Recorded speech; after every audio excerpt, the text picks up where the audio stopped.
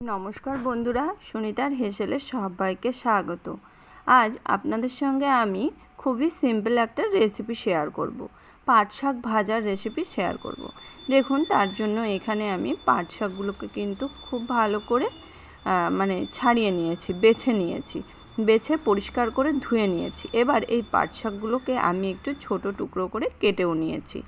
ওভেনে আমি একটা কড়াই বসিয়ে দিয়ে তাতে দিয়ে দিয়েছি 2 টেবিল চামচ পরিমাণে সর্ষের তেল, দিয়ে দিয়েছি তার মধ্যে শুকনো লঙ্কা ফোড়ন, দিয়ে দিয়েছি সামান্য একটু কালো জিরে, আর দিয়ে দিয়েছি তেলের মধ্যে সামান্য একটু হলুদ গুঁড়ো। এবার আমি কেটে রাখা পাট শাকগুলোকে কিন্তু দিয়ে দিয়েছি।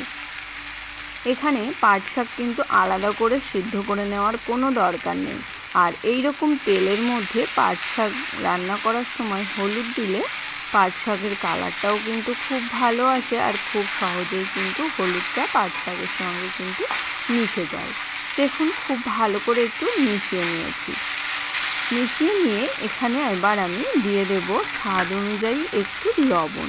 খুব বেশি কিন্তু লবণ আমি দেব না, কেননা শাকটা কিন্তু রান্নার পরে অনেকটাই কমে আসবে।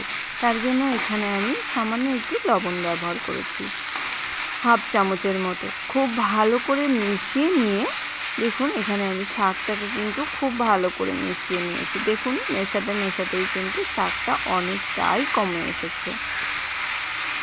এইভাবে আমি মিডিয়াম আঁচে একটু নাড়াচাড়া করে নেব। পাট শাক কিন্তু সেদ্ধ করে নিলে একটা নাল ভাব আসে, সেই কারণে আমি এখানে কিন্তু সেদ্ধ করিনি। দেখুন, এইভাবে একটু ভাজা করে নিয়েছি পাট শাকটাকে। দেখুন, অনেকটাই কিন্তু শাকটা কমে এসেছে, আর শাকটা কিন্তু প্রায় হয়েও এসেছে। এখানে খুব ভালো করে আমি মিশিয়ে নিয়েছি। এবার মিশিয়ে নিয়ে এখানে আমি দিয়ে দেব কয়েক দানা চিনি। খুব বেশি কিন্তু চিনি দেব না, দেখুন সামান্য একটু চিনি দিয়েছি। চিনি দিয়ে আবারও কিন্তু খুব ভালো করে একটু মিশিয়ে নেব। মিশিয়ে নিয়ে এখানে আমি ঢাকা দিয়ে রান্না করে নেব 5 মিনিট মতো। তাহলে ফিরে আসছি 5 মিনিট পর। দেখুন, ফিরে এলাম 5 মিনিট পর।